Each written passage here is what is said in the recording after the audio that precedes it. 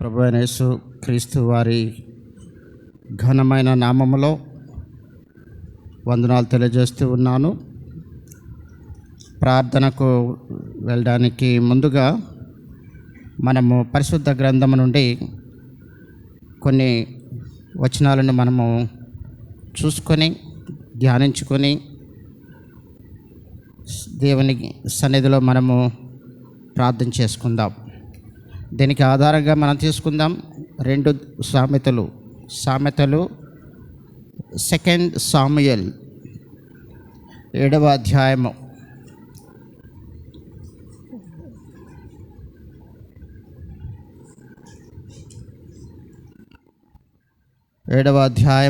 26 నుంచి 29 వరకు కలిసి చదువుదాం. 2 Samuel chapter 7 verse from 26 to 29 మనం కలిసి చదువుదాం. 2 సాముయేలు గ్రంథము 7వ అధ్యాయము 26 నుంచి 29 వరకు కలిసి చదువుదాం. సైన్యములకు అధిపతియగు యెహోవా ఇశ్రాయేలీయులకు దేవుడై ఉన్నాడని మాట చేత నీ నామమునకు శాశ్వత మహిమ కలుగునట్లును. చదవండి, గట్టిగా చదవండి.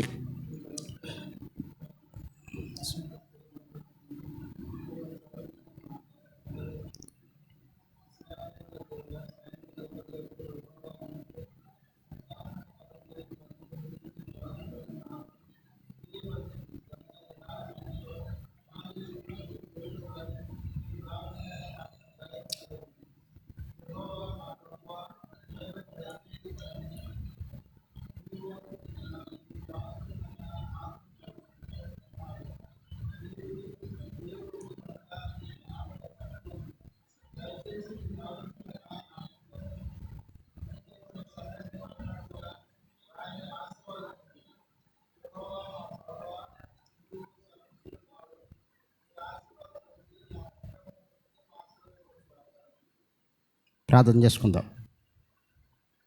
స్తోత్రం తండ్రి, వందనాలు ప్రభువా.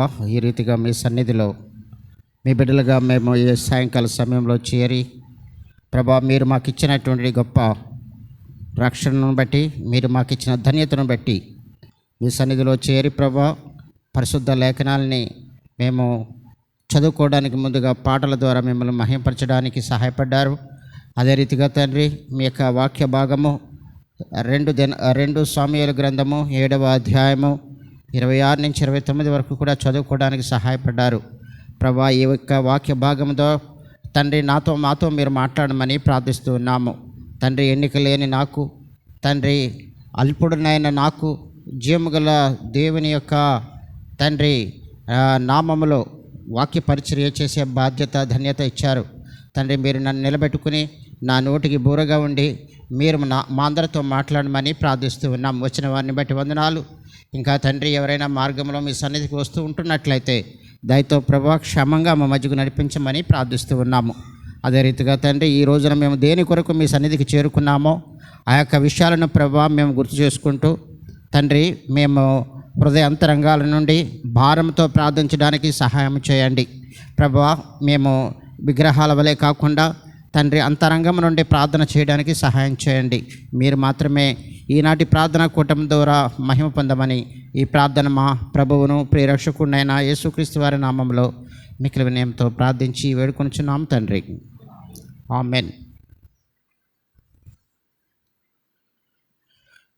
మనము చదివినటువంటి వాక్య భాగాన్ని గుర్తు చేసుకున్నట్లయితే ఇక్కడ ఎవరి కొరకు ప్రార్థిస్తున్నారు చూస్తున్నాం. మనము ఇక్కడ దావీదు ప్రార్థన చేస్తూ ఉన్నాడు. ఈ ప్రార్థనలో ఉన్నటువంటి ముఖ్య అంశం ఏంటంటే ఆయన చెప్తున్నాడు, 26వ వచనం చదవండి.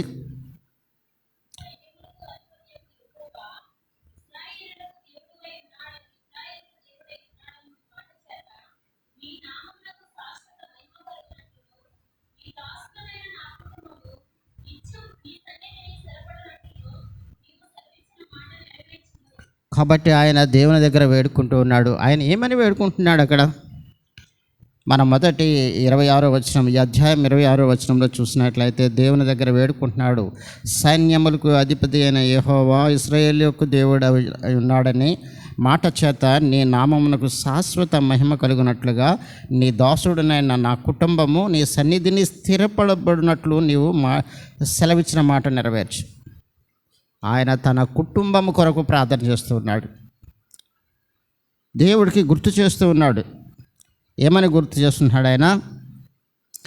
నీ నామానికి మహిమ కలుగునట్లుగా నీవిచ్చిన మాట చొప్పున నీ దాసుడునైనా నా కుటుంబము నీ సన్నిధిని స్థిరపడినట్లుగా నీవు సెలవిచ్చిన మాట నెరవేర్చు. ఆ విధంగా మనం ప్రార్థన చేయాలి. ప్రార్థన అంటే ఏంటి? ప్రార్థన చేయడం అంటే ఏంటి అని అంటే, ప్రార్థన చేయడం అంటే మనము దేవునితో మాట్లాడడం. దేవునితో మాట్లాడడమే మనం ప్రార్థన చేయడం. ప్రార్థనకు వచ్చిన తర్వాత దేవునితో మాట్లాడకుండా ఉండిపోయినట్లయితే దాంతో ప్రయోజనం లేదు. కాబట్టి ప్రార్థనే దేవునితో మనం మాట్లాడే విషయం. అదే బైబిల్ చదవమన్నప్పుడు బైబిల్ చదువుతున్నట్లయితే దేవుడు మనతో మాట్లాడుతున్నట్లు లెక్క.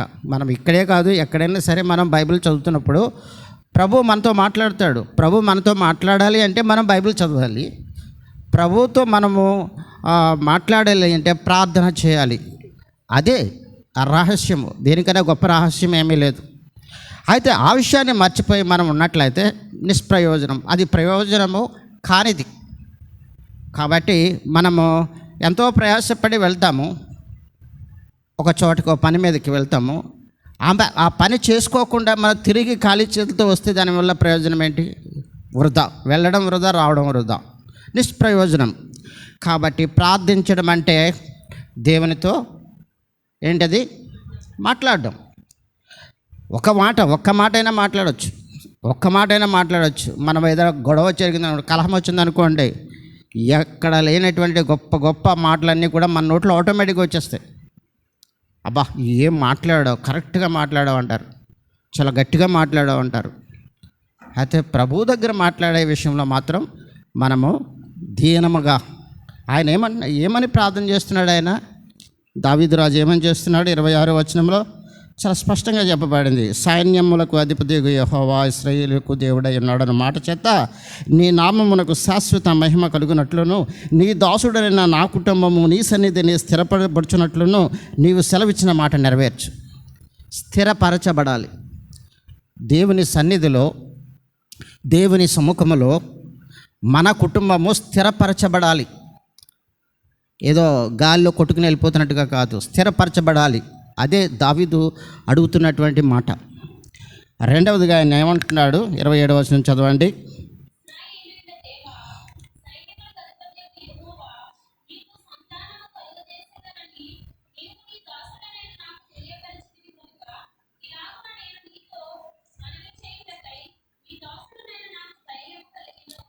అతను అంతవరకు కూడా భయపడుతూ ఉన్నాడు, దేవుని దగ్గర మాట్లాడడానికి భయపడుతూ ఉన్నాడు. కాబట్టి మనము దేవుని దగ్గర మాట్లాడుతున్నప్పుడు మనకు అనుచితమైన మాటలు మన నోటి నుంచి రాకూడదు. ఆయన ఎలా ఉన్నాడు? దహించు అగ్ని అయి ఉన్నాడు ఆయన. మనం ఎలా ఉన్నామంటే నిష్ప్రయోజనమైన వాళ్ళం ఉన్నాం. అర్థమైందా? గాలికి కొట్టుకుని వెళ్ళిపోయే వాళ్ళే ఉన్నాం. ఆయన అంటున్నాడు, ఏమంటున్నాడు? నువ్వు నాకు మాట ఇచ్చావు కదా, నీకు సంతానాన్ని ఇస్తానని చెప్పావు కదా, కాబట్టి నీ దాసుడు ఆయన నాకు ధైర్యం కలుగుతుంది. ఎందుకంటే ఆయన మాట ఇచ్చాడు కాబట్టి మనం అడుగుతాం. నూతన సంవత్సరంలో మనకు వాగ్దానం తీసుకుంటాం. ఆ వాగ్దానం ప్రార్థనాపూర్వకంగా తీసుకుంటాం. ప్రభు దగ్గర మనం క్లెయిమ్ చేస్తాం. సంవత్సరం అంతా కూడా, ఒకవేళ సంవత్సరం ఆఖరి వరకు కూడా అది మన పట్ల నెరవేరకపోయినప్పటికీ, ప్రభు మీరు నాకు ఇచ్చారు కదా, నీకు స్వస్థత ఇస్తాను, నీకు ఆరోగ్యాన్ని ఇస్తాను అని చెప్పావు కదా ప్రభా, ఏంటి నాకు ఈ వ్యాధి, ఏంటి ఈ కష్టము అని చెప్పి మనం ప్రభు దగ్గర క్లెయిమ్ చేయొచ్చు. మనం అడగొచ్చు, ఆయన దగ్గర అడగొచ్చు మనం. ఎందుకంటే ఒక తండ్రి దగ్గర కుమారుడు నీకు ఇది వస్తే అది ఇస్తాను, నీకు ఫస్ట్ వస్తే ఇది ఇస్తాను అని చెప్పిన తర్వాత బిడ్డ పదే అడుగుతాడు. ఎందుకంటే డాడీ మీరు చెప్పారు కదా, నాకు ఇస్తానన్నారు కదా. ఆ విధంగా మనం మన తండ్రి దగ్గర అడగడానికి ధైర్యం ఉంటుంది. ఎందుకంటే ఆయనే చెప్పాడు. ఏమని చెప్పాడు? ఆయనకి, దావీదుకి ఏమని చెప్పాడు? నీకు సంతానము కలుగజేసేద్దును అని నీవు నీ దాసుడైన నాకు తెలియపరిచితివి గనుక ఇలాగూ నీతో మనవి చేయుటకు నీ దాసుడినైనా నాకు ధైర్యము కలిగింది. అడగడానికి కూడా ధైర్యం ఉండాలి. అర్థమైందా? మనం రోడ్లు అంటే తాగేసి తినేసి నాలిలో పడిపోయి పొద్దున్నే లెగిసి స్నానం చేసేసి డ్యూటీకి వెళ్ళిపోయి మళ్ళీ సాయంత్రానికి చర్చికి వచ్చేసినంత మాత్రం అవ్వదు. అవన్నీ కూడా వ్యర్థమైనటువంటి ప్రయాస. కాబట్టి దేవుడు వాగ్దానం చేశాడు, వాగ్దానానికి ఆయన ఎదురు చూస్తూ ఉన్నాడు. మూడవదిగా మనం చూసినట్లయితే 28వ వచనంలో ఏం చెప్పబడింది?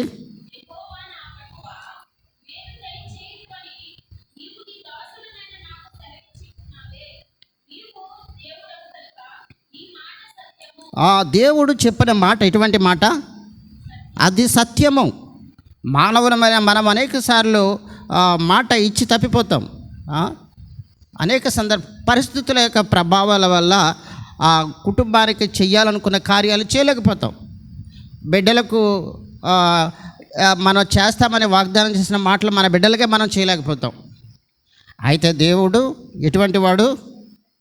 ఆయన మాట సత్యము. ఆయన మేలు చేయదునని నీవు నీ దాసుడని నాకు సెలవిచ్చుచున్నావే. నీవు దేవుడవు గనుక నీ మాట సత్యము. ఆయన దేవుడు, ఆయన మాట సత్యము. ఆ తర్వాత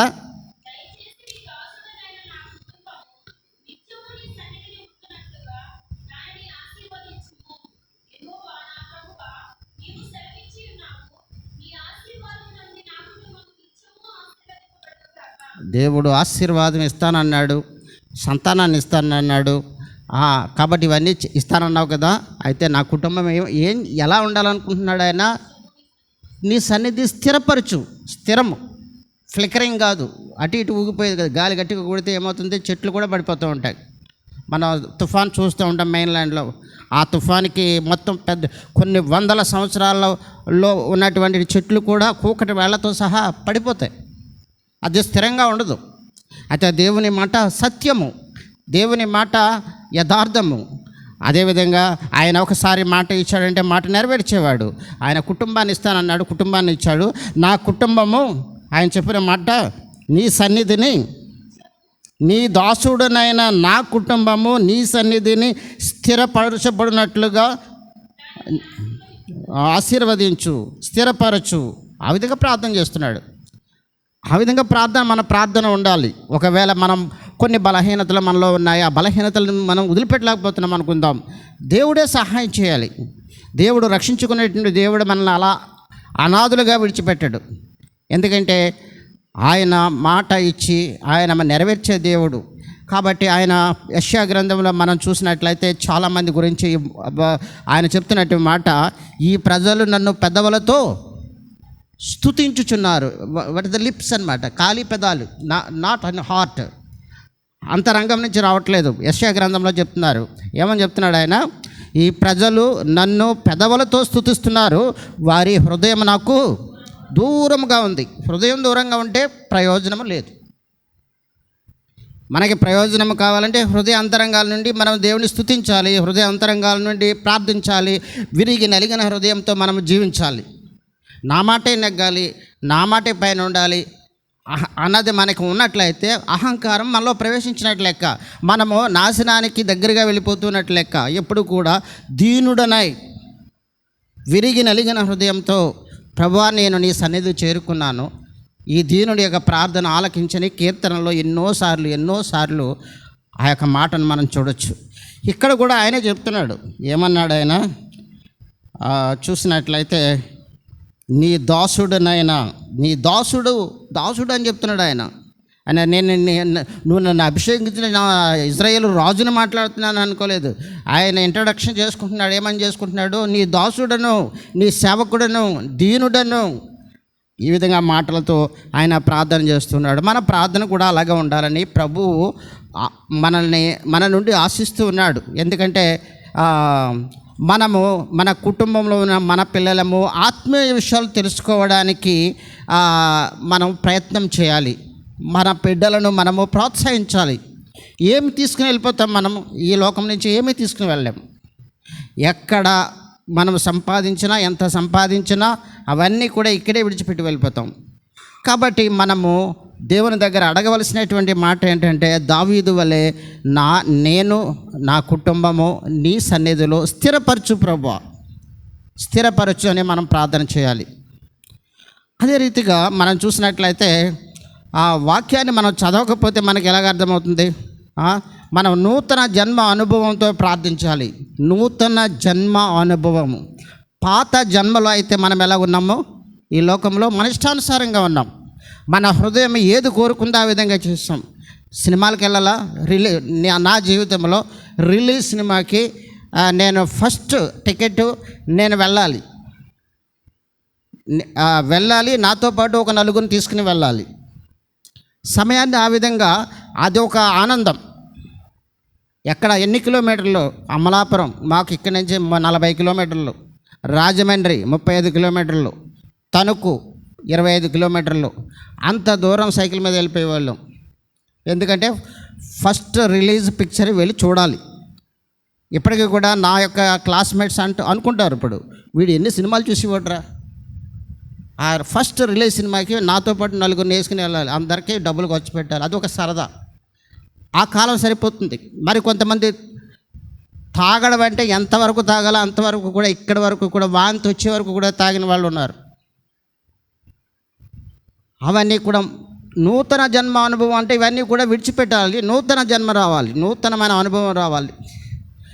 అదేవిధంగా మోసం, అబద్ధాలు, కుట్రలు, కుతంత్రాలు, ఈ విధంగా గడిచిన కాలం సరిపోతుంది. అయితే మనం ప్రార్థన చేసినప్పుడు ప్రభు మన నుంచి ఆశిస్తున్నాడు, ఆయన నూతన జన్మ అనుభవంతో మనము దేవుని దగ్గరికి చేరాలి.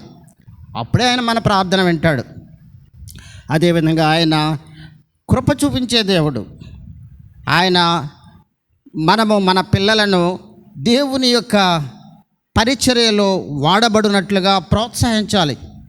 ఈ రోజున బేతేలు మందిరంలో కొంతమంది యవ్వన బిడ్డలు వాడబడుతున్నారంటే వారికి దేవుడు మొట్టమొదటిగా వారి పట్ల గుర్తెరిగినటువంటిది ఆయన ప్రణాళిక నెరవేరుస్తున్నాడు. దానికి తల్లిదండ్రుల ప్రోత్సాహం కూడా ఉంటుంది. ఈ విధంగా మనము అనేక మందిని దేవుని వైపు ప్రోత్సహించేవారిగా, దేవుని వైపు పరిచర్యలో నడిపించేవారిగా, దేవుని మందిరంలో స్థిరపరిచేవారిగా మనము ప్రయాసపడవలసి ఉంది. అదేవిధంగా ప్రార్థన చేయవలసి ఉంది. ప్రార్థన చేయకపోతే ఏ విధంగా ప్రార్థన సహాయం కావాలి. ఏమని చెప్పబడుతుంది? యవ్వనస్తుడు దేని ద్వారాగా శుద్ధి చేయబడతాడు? దేవుని వాక్యం ద్వారా. దేవుని వాక్యం చదవకుండా, దేవుని మందిరానికి రాకుండా ఏ విధంగా వాళ్ళు ఆశీర్వదించబడతారు దేవునిలో? నువ్వు ఎంతైనా ప్రయాసపడు. అయితే దేవుడు లేనటువంటిది జీవితం, ప్రార్థన లేనటువంటిది జీవితం శూన్యముతో సమానం. కాబట్టి మనం ప్రార్థన చేయాలి. ఆయన ఉద్దేశాలు నెరవేర్చబడేలాగా ఉండాలి. ఇర్మీయా గ్రంథంలో ఒక మాట చూద్దాం. ఇర్మీయా గ్రంథం 29వ అధ్యాయంలో చూసినట్లయితే ఆయన ఏం చెప్తున్నాడు? 29:11 నుంచి చదవండి, 14 వరకు.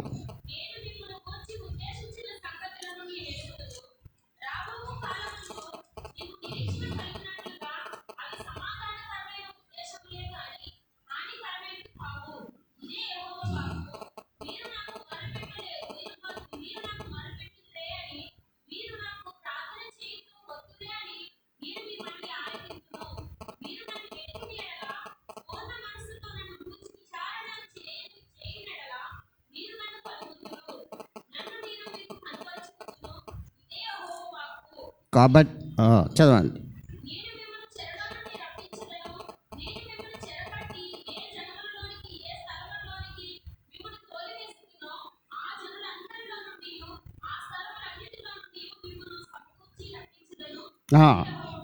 కాబట్టి దేవుడు ఇర్మీయా దీర్ఘదర్శి ద్వారా తన ప్రజలకి ఆయన చెప్తూ ఉన్నాడు, ఒకవేళ మనం పడిపోయిన పరిస్థితిలో ఉన్నామా, నన్ను ఎవరో చూడలేదు కదా అని చెప్పి దేవుడికి విరోధమైన కార్యాలు మనం చేస్తూ ఉన్నామా?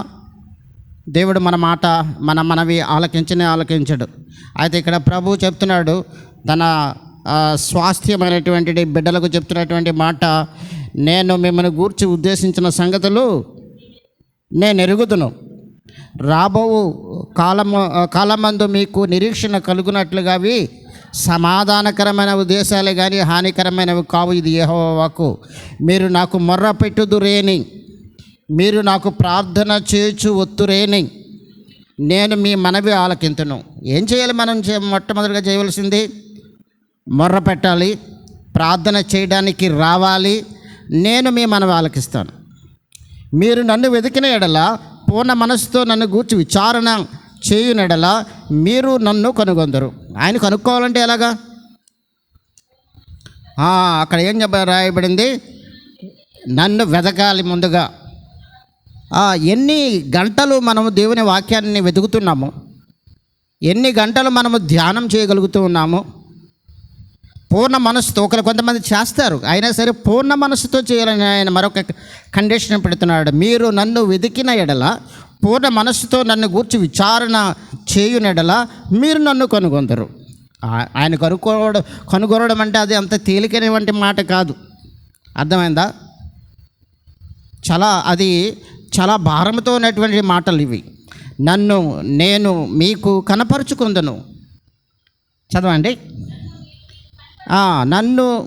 నన్ను నేను మీకు కనపరుచుకుందును. ఇది యెహోవా వాక్కు. తర్వాత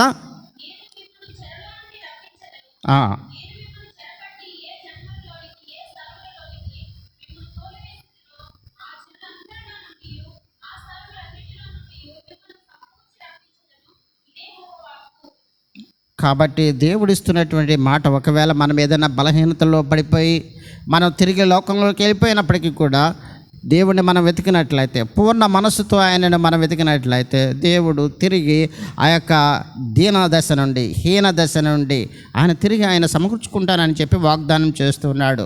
మనము ఆయనకి చెందిన వారమై ఉండాలి. మనం ఆయనకి చెందిన వారిగా ఉండాలి. మన లోకానికి చెందిన వారిగా ఉండకూడదు. మనం ఈ లోకంలో జీవిస్తూ ఉన్నాము, కొద్ది కాలం జీవిస్తాము.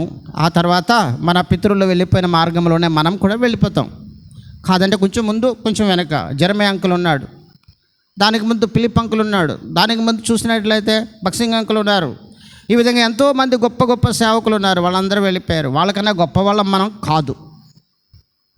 కాబట్టి మనము ఆయన వారమై ఉన్నాము. మనము ప్రభువు వారమై ఉన్నాం. లోకానికి సంబంధించినటువంటి వాళ్ళం కాదు. ఏ విధంగా అయితే తామరాకు పైన నీటి బిందువులు చూడడానికి చూడముచ్చటగా ఉంటాయో, అవి మెరుస్తూ ఉంటాయి, డైమండ్లా మెరుస్తుంటాయి ఎండలో చూసినట్లయితే తామరాకు మీద ఉన్నటువంటి నీటి బిందువులు. అయితే అది బురదలో ఉన్నప్పటికీ కూడా ఆ బురద ఆ యొక్క తామరాకు పైన వేసినప్పటికీ కూడా తామరాకు మీద నుంచి జారిపోతాయి. అటువంటి జీవితాన్ని జీవించాలని దేవుడు మన నుంచి ఆశపడుతున్నాడు. మనం ఆయన వారము. ఆయన పరిశుద్ధుడుగా ఉన్న రీతిగానే మనం కూడా పరిశుద్ధంగా ఉండి ప్రభువుని వేడుకోవాల్సిన వారమై ఉన్నాం. మనం చూసినట్లయితే పౌలు గారు ఉన్నారు. పౌలు గారు ఒకానొక టైంలో చూసినట్లయితే భయంకరమైనటువంటి విగ్రహారాధన, ధర్మశాస్త్రాన్ని తూచా తప్పకుండా జీవించినటువంటి వ్యక్తి. ఆ వ్యక్తి కూడా మరి చూసినట్లయితే ఒక్కసారి దేవుని చేత పట్టుకోబడిన తర్వాత ఆయన సమస్తాన్ని కూడా త్యజించాడు, సమస్తాన్ని కూడా విడిచిపెట్టాడు. ఆ తర్వాత ఆయన దేవుని కొరకు ప్రయాసపడ్డాడు. బైబిల్లో మనం చాలా చక్కగా చూడవచ్చు. అపోస్తుల కార్యాల్లో మనం చూడవచ్చు. ఆయన దేవుని కొరకు వైరాగ్యమైన జీవితాన్ని జీవించాడు. అనేక కష్టాలు పడ్డాడు, అనేక కొరడా దెబ్బలు తిన్నాడు, సముద్రంలో మరణానికి దగ్గరగా వెళ్ళిపోయాడు.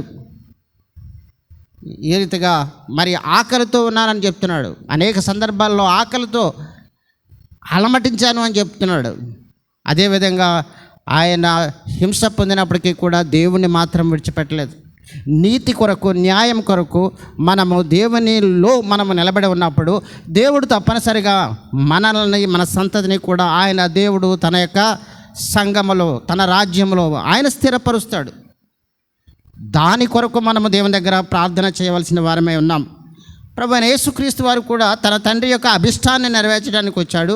ఆయన కూడా ఎన్ని కష్టాలు అనుభవించినప్పటికీ కూడా దేవునికి కొరకు తన తండ్రి యొక్క అభిష్టాన్ని నెరవేర్చడానికి ఆయన జీవించాడు అనే విషయాన్ని మనం చూస్తూ ఉన్నాం. కాబట్టి మనము కూడా దేవుని దగ్గర ప్రార్థనకు వచ్చినప్పుడు అటువంటి భారంతో మనము దేవుని వెతకాలి. దేవుని కొరకు వైరాగ్యముగా జీవించాలి. ఒక వ్యక్తి ఉన్నాడు బైబిల్లో, మనం చూసినట్లయితే ఆ వ్యక్తి గురించి మనం చూసుకొని ప్రార్థనలోకి వెళ్దాం. బిడ్డలు లేరని చెప్పి ఆ యొక్క దంపతులు ఎంతగానో మరి ప్రార్థన చేసినట్లుగా బైబిల్ చెప్తూ ఉంది. న్యాయాధిపతుల్లో మనం చూసినట్లయితే జడ్జెస్, న్యాయాధిపతులు 13వ అధ్యాయము.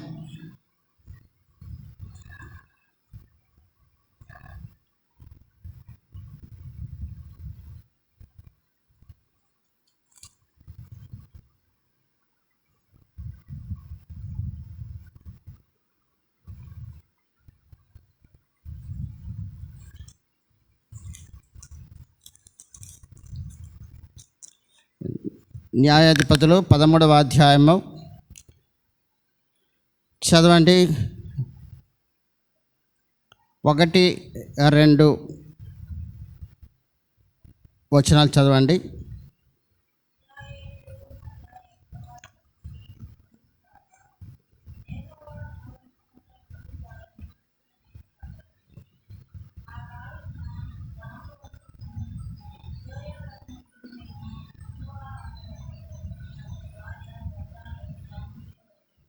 చదవండి, కంటిన్యూ చేయండి.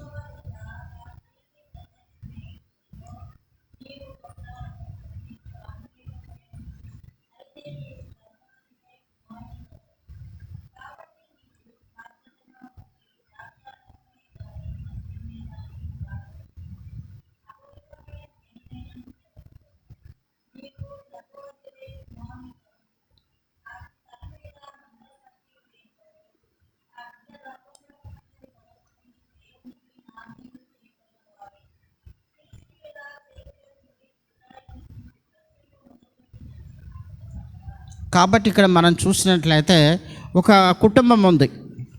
ఆ కుటుంబం గురించి బైబిల్లో రాయబడింది. ఆ కుటుంబం ఎవరది మనం చూసినట్లయితే మానోహ అనేటువంటి మరి వ్యక్తి, అతని భార్య జీవితంలో గొడ్రాలై కానుపు లేకుండా ఉంది అనే విషయాన్ని పరిశుద్ధాత్మ దేవుడు ఇక్కడ తీసుకుని వస్తూ ఉన్నాడు. కాబట్టి ఆమెకు మరి దేవుని యొక్క దూత ప్రత్యక్షమై ఏమని చెప్పింది? నువ్వు గర్భవతివై కుమారుని కందువు. ఒక గొప్ప ఆశీర్వాదాన్ని అక్కడ ఆ స్త్రీకి మరి దేవుని దూత ప్రత్యక్షమై మరి ఇవ్వబడింది. అదేవిధంగా కొన్ని విషయాలు కూడా చెప్పబడుతూ ఉన్నాయి. నువ్వు జాగ్రత్తగా ఉండి, ఏమని చెప్పబడింది చదవండి. కాబట్టి నువ్వు జాగ్రత్తగా ఉండి కుమారుని కందువు. నీవు ద్రాక్షారసమునే కానీ మద్యమునే కానీ త్రాగకుండుము, అపవిత్రమైన దేనినైనా తినకుండుము. నీవు గర్భవతివై కుమారుని కందువు. అతని తల మీద మంగళకెత్తి వేయకూడదు. ఆ బిడ్డ గర్భమున పుట్టినది మొదలుకొని దేవునికి నాజీరు చేయబడిన వాడై ఫిలిష్తీయుల చేతిలో నుండి ఇశ్రాయేలును రక్షింప మొదలు పెట్టునని ఆమెతో అనగా. కాబట్టి ఎన్నో విషయాలు దేవుని దూత దేవుని యొక్క కృప ద్వారాగా ఆ స్త్రీతో మాట్లాడుతూ వచ్చింది. అక్కడ మానోహ యొక్క మరి ప్రార్థనలను అక్కడ దేవుడు విన్నాడు. అదే రీతిగా ఆ బిడ్డ పుట్టాడు. కాబట్టి అక్కడ ఏమని చెప్పాడు ప్రభు, ఏమని చెప్పారు, దేవుడు ఏమని చెప్పాడు? అక్కడ ఆ ద్రాక్షారసము కానీ తాగకూడదు, జాగ్రత్తగా ఉండాలి, అపవిత్రమైన దానిని ఏదేని కూడా తినకూడదు. దేవుడు అదే విషయాలు మనకు కూడా చెప్తూ ఉన్నాడు. ఏమని చెప్తున్నాడు? మనం కనాలి, బిడ్డలను కనాలి. ఏ బిడ్డలు అంటే మన కుటుంబంలో ఉన్న మన కొడుకు, మన కూతురు, మన మనవడు, మన మనవరాలు, ముదు మనవడు, ముదు మనవరాలు వాళ్ళు కాదు. దేవుని యొక్క రాజ్య వ్యాప్తి కొరకు బిడ్డలను కనాలి. అనేక మందిని రక్షణ మార్గంలోకి నడిపించాలి. నువ్వు పనిచేస్తున్నావా? నువ్వు పనిచేస్తున్న చోట నీ సాక్ష్యం ఎలా ఉంది? అది మనం చూడాలి. మన సాక్ష్యం ద్వారా కూడా దేవుడు అనేక మందిని ఆకర్షించవచ్చు. కాబట్టి ముందు మన సాక్ష్యం ఎలా ఉంది? సాక్ష్యం ఎలా ఉందో చూసిన తర్వాతే మనం ప్రార్థన చేయాలి. నువ్వు త్రాగకరా అని మనం చెప్పి మనమే తాగుతున్నట్లయితే దానివల్ల ప్రయోజనం ఏముంది? నిష్ప్రయోజనం ఉంటుంది. కాబట్టి ఒక కార్యాన్ని మనం ప్రారంభించేటప్పుడు, మనం ప్రార్థించేటప్పుడు మనము దేని గురించి ప్రార్థిస్తున్నాం, దానిని ముందుగా నేను అనుసరిస్తున్నానా లేదా అనే విషయాన్ని మనం గమనించుకోవాల్సి ఉంది. ఇక్కడ మనం వాక్యాన్ని చూస్తున్నప్పుడు ఏమని చెప్పబడింది? 13వ అధ్యాయంలో, న్యాయాధిపతుల 13వ అధ్యాయంలో ఇక్కడ మానోహ ఒకడు ఉన్నాడు. అతని భార్య గొడ్రాలై కానుపు లేకుండా ఉంది. కాబట్టి దేవుడి దగ్గర వారి యొక్క మరి ప్రార్థనలు విన్నాడు. దేవుడు నీ భార్యకి ఒక కుమారుని కంటుంది, అయితే ఆ తర్వాత ఎలా ఉండాలనే విషయాలు కూడా చెప్పాడు. ఏమని చెప్పాడు ఆయన? దూత ఏమని చెప్పింది అక్కడ? నాజీరు చేయబడిన వాడై. నాజీరు అంటే వ్రతము. నాజీర్ అంటే ఏంటి? వ్రతం. మనం కూడా ఈ లోకంలో చాలా వ్రతాలు చేసేవాళ్ళు హిందువులుగా ఉన్నప్పుడు. ఒకవేళ కొంతమంది క్రైస్తవులు ఉన్న వాళ్ళకి తెలియదు, హిందూ మతం నుండి క్రైస్తవులుగా మారిన వాళ్ళకి తెలుస్తుంది. వ్రతాలు చేసేవాళ్ళు. మా పాపకి మంచి సంబంధం వస్తే నేను అక్కడికి వచ్చి గుండు కొట్టించుకుంటానన్నో, లేకపోతే అక్కడికి వచ్చి ఏదో కోడిని కోస్తానన్నో, లేక మేకను కోస్తానన్నో, ఇలా ఏదో వ్రతాలు. లేకపోతే ఇన్ని గంటలు నేను ఉపవాసం ఉంటానో, శనివారం ఉపవాసం ఇన్ని వారాలు ఉంటానో, వ్రతాలు. అదేవిధంగా ఇక్కడ ఈ యొక్క నాజీరు అంటే దాని అర్థం ఏంటంటే వ్రతం. కిందే రాయబడింది, ఫుడ్ కోర్టులో రాయబడింది. ఏమని రాయబడింది? మూల భాషలో వ్రతము. కాబట్టి ఈ నాజీరు వ్రతము అనే అర్థం చెప్పబడుతూ ఉంది. అయితే ఇక్కడ దీన్ని మనం చూసినప్పుడు నిషిద్ధమైనది కానీ అపవిత్రమైన దానిని కూడా తినొద్దని చెప్పాడు అక్కడ దేవుడు. 7వ వచనంలో చదవండి. 7వ వచనం, 8వ వచనం చదవండి.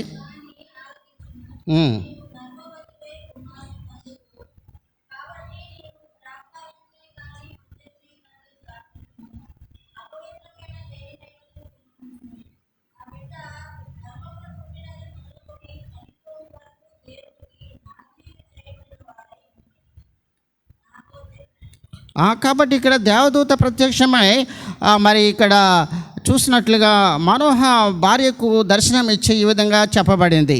అయితే ఇక్కడ చూసినట్లయితే 8వ వచనంలో ఏమని చెప్పబడుతుంది? అందుకు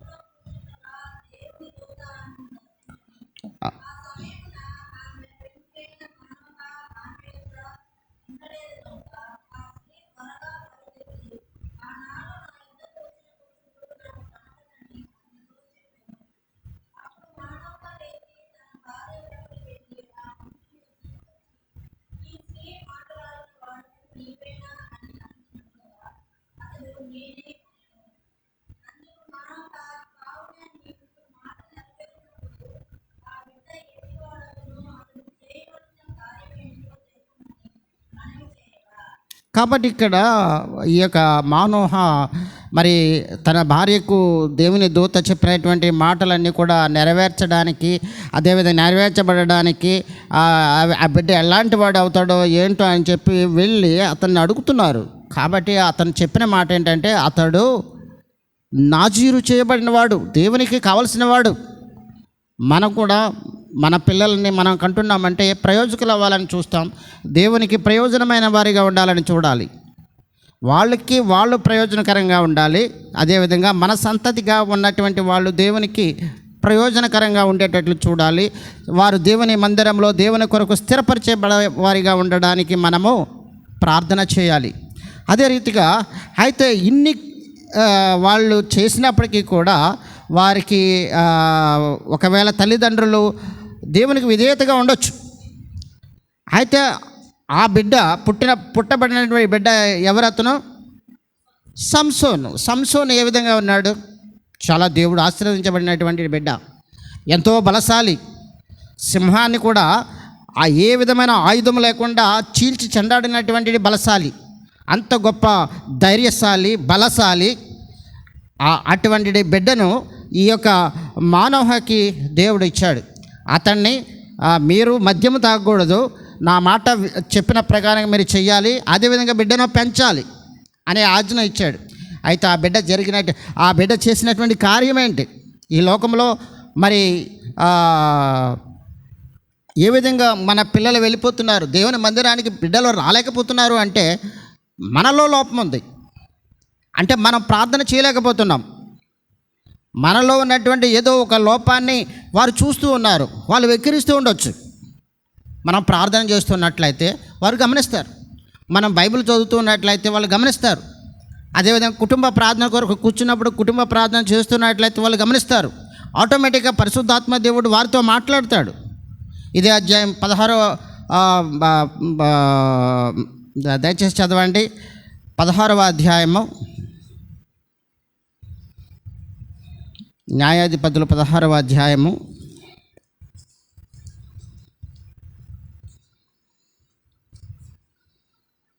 'అతను ఏం చేశాడు చూడండి. ఈ సంసోన్ ఏం చేశాడు? 16వ అధ్యాయం 4వ వచనం.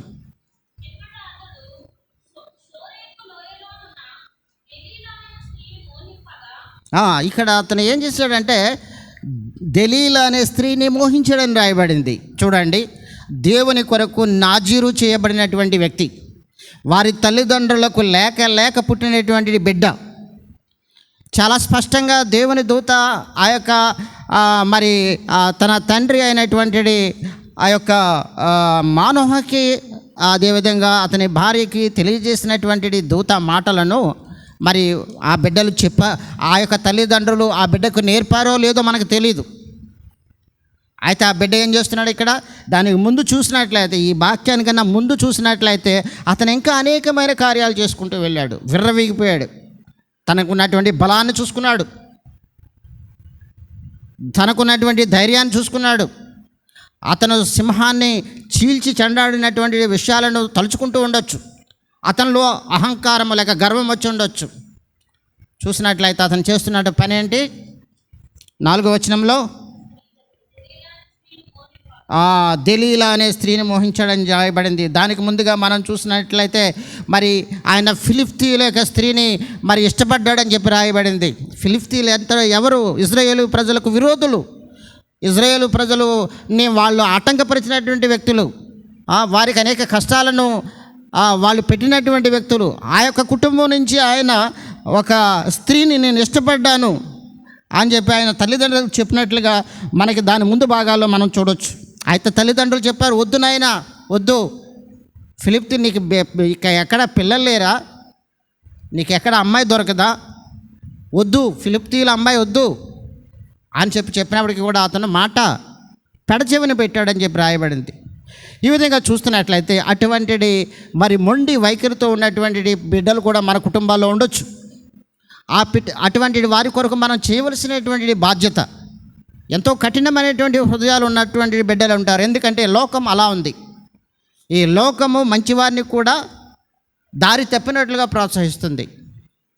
కాబట్టి మనం చూస్తాం, విలేజ్లో మనం చూస్తూ ఉంటాం, ఒరే ఇంట్లో పిల్లలు ఆకలితో ఉన్నారు, బియ్యం తెచ్చుకోవాలా, నీ దగ్గర 100 రూపాయలు ఉంటాయి, కొన్ని ఆడనుకోవచ్చు 50 రూపాయలు బియ్యం తెచ్చుకుని 50 రూపాయలు కందిపప్పు తెచ్చుకుని బిడ్డలకి ఏదైనా వండి పెడదాం అనుకుంటే వాడు 100 రూపాయలు ఇవ్వడానికి ఇష్టపడ్డాడు, అవసరమైతే 200 రూపాయలు సారా పట్టించడానికి ఇష్టపడతాడు.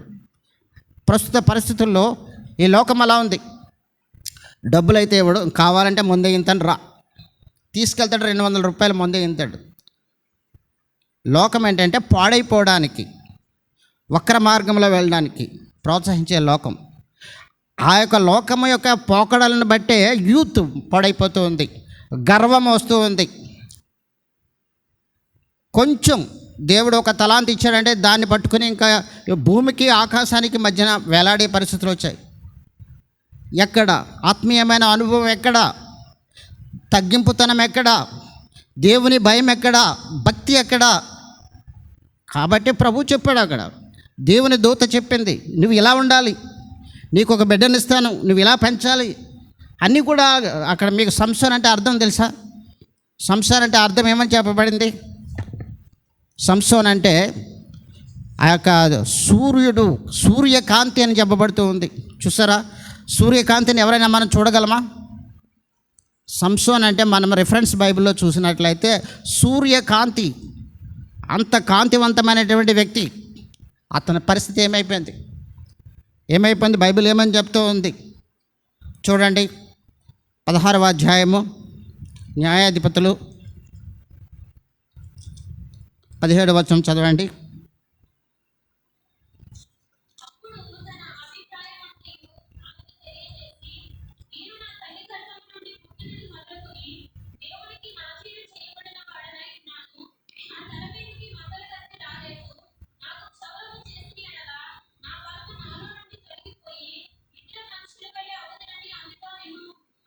కాబట్టి చెప్పేశాడు ఏంటి, దేవుడు ఇచ్చినటువంటి బలాన్ని ఏ విధంగా బలహీనపరచగలడు అనేటువంటి విషయాన్ని ఎవరికి కూడా చెప్పకూడదు. అయినప్పటికీ కూడా తన యొక్క వ్యభిచారి యొక్క ఒడిలో పడుకుని ఆమె యొక్క లాలన మాటలను విని సంసోను అక్కడ ఉన్నటువంటి రహస్యాన్ని చెప్పేయడం ద్వారా ఏమైంది, అతనిలో ఉన్నటువంటి మహాబలం అని రాయబడింది. నార్మల్ బలం కాదు, మహాబలం. అదేవిధంగా మన కుటుంబంలో రక్షణ లేకుండా ఉన్నవారు ఎవరైనా ఉన్నట్లయితే అటువంటి వారు ఈ లోకంలో ఈడ్చుకునే ఒకవేళ ఇక్కడ సంసోను గురించి అతను చేసినటువంటి కార్యం ఒకటి రాయబడింది. దానితో పోల్చుకున్నట్లయితే ఇంకా అనేకమైనటువంటి పాపాలు ఈ లోకంలో ఉన్నాయి. త్రాగుడు ఉంది, అదేవిధంగా దేవునికి దూరంగా వెళ్ళిపోవడమే పాపం, పరిశుద్ధ గ్రంథాన్ని చదవకపోవడమే పాపం.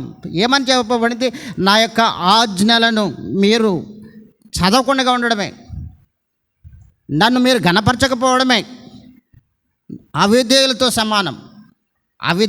సమానం. కాబట్టి అవిధేయత అంటే ఏదో కాదు, దేవుని మాటలకు అవిధేయతగా ఉండడమే. విధేయతగా ఉన్నట్లయితే దేవుడు మనల్ని హెచ్చిస్తాడు, మన కుటుంబాన్ని హెచ్చిస్తాడు. దాని కొరకు మనం ప్రార్థన చేయాలి. అదే రీతిగా ఇదే అధ్యాయము 16వ అధ్యాయము 18వ వచనం చదవండి.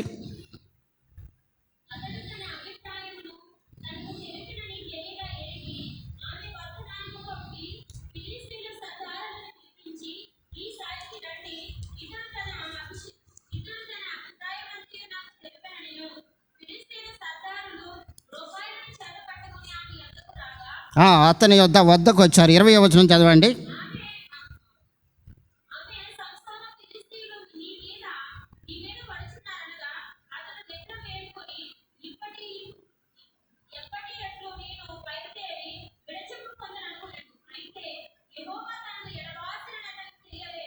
ఇరవై ఒకటి కూడా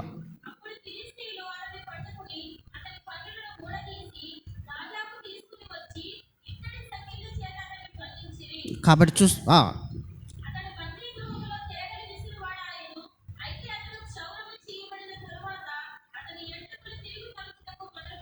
కాబట్టి చూసారా ఎంత బలశాలి అయినటువంటి సంసోను యొక్క జీవితం ఎంత దయార్థ పరిస్థితిలోకి వెళ్ళిపోయిందో.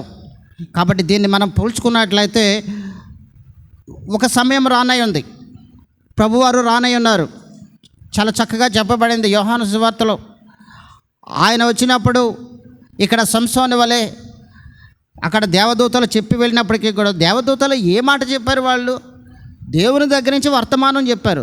జస్ట్ లైక్ పోస్ట్ మ్యాన్, మనకు ఒక ఉత్తరం వచ్చింది, పోస్ట్ మ్యాన్ తీసుకొస్తాడు. అదేవిధంగా దేవదూతలు దేవుడు పంపించిన వర్తమానాన్ని ఇక్కడ తీసుకుని వచ్చారు. వాళ్ళు చాలా వివరంగా చెప్పారు. అదేవిధంగా తల్లిదండ్రులు కుమారుడు కూడా బోధించుంటారు. అయితే అతడు ఏం చేశాడు, మనం ఈ యొక్క చరిత్ర న్యాయాధిపతుల్లో ఈ విషయాలను మనం చూసినట్లయితే 13వ అధ్యాయం నుంచి మనం చూసుకుంటూ వెళ్తున్నట్లయితే సంసోను యొక్క చరిత్ర చాలా స్పష్టంగా తెలుస్తుంది. అంత బలశాలి, అంత నిష్ఠగా ఉన్నటువంటి పెంచినటువంటి తల్లిదండ్రులు పెంచినటువంటి బిడ్డ అయినప్పటికీ కూడా తప్పటడుగు వేశాడు. లేక పుట్టిన కుమారుడు మరణానికి పాత్రుడయ్యాడు. అది కూడా చాలా భయంకరమైన మరణం. కళ్ళు పీకబడ్డాయి, బంధించబడ్డాయి. ఎంత బలమైనప్పటికీ కూడా నిస్సహాయుడైపోయాడు. ఒకానొక టైం వస్తుంది, మన బిడ్డల కొరకు మనం ప్రార్థన చేయలేకపోతే, మన బిడ్డలను దేవుని మందిరానికి నడిపించలేకపోతే, మన జీవిత విధానము దేవునికి ఆయాసకరంగా ఉన్నట్లయితే మన పరిస్థితి, మన కుటుంబ పరిస్థితి కూడా అదే విధంగా ఉంటుంది. కాబట్టి ఈ ప్రార్థన సమయానికి మనం వచ్చాం. దావీదు ఎందుకు ప్రార్థన చేశాడు? ఆ యొక్క కుటుంబము నిత్యము ఆయన సన్నిధిలో స్థిరముగా ఉండాలి, స్వాస్థ్యాన్ని అనుభవించాలి, పరలోకాన్ని అనుభవించాలి. అది మన యొక్క గురి. ఆ గురి వైపు మనం పరిగెట్టాలి. మరోసారి చూద్దాం. ఆ విధంగా మనం ప్రార్థన చేద్దాం. 2 సమూయేలు గ్రంథం 7వ అధ్యాయం, 2 సమూయేలు గ్రంథం 7వ అధ్యాయం. దావీదు వెర్రివాడు కాదు. దేవుని దగ్గర వేడుకోవడానికి రాజుగా ఉండి కూడా ఏమని వేడుకున్నాడు? నీ దాసుడునైన నా కుటుంబము నీ సన్నిధిని స్థిరపడినట్లుగా నీవు సెలవిచ్చిన మాట నెరవేర్చు తండ్రి అని వేడుకున్నాడు. కాబట్టి ఈ రోజున మనం కూడా ఆ మాటను పట్టుకునే ప్రార్థన చేద్దాం. తండ్రి, నన్ను, నా కుటుంబాన్ని, నా బిడ్డలను ముందుగా నీ యొక్క దావీదు ఏ విధంగా ప్రార్థన చేశాడో ఆ విధంగా నేను కూడా ప్రార్థన చేస్తున్నాను ప్రభువా. నా బిడ్డల కొరకు, నా కుటుంబం కొరకు,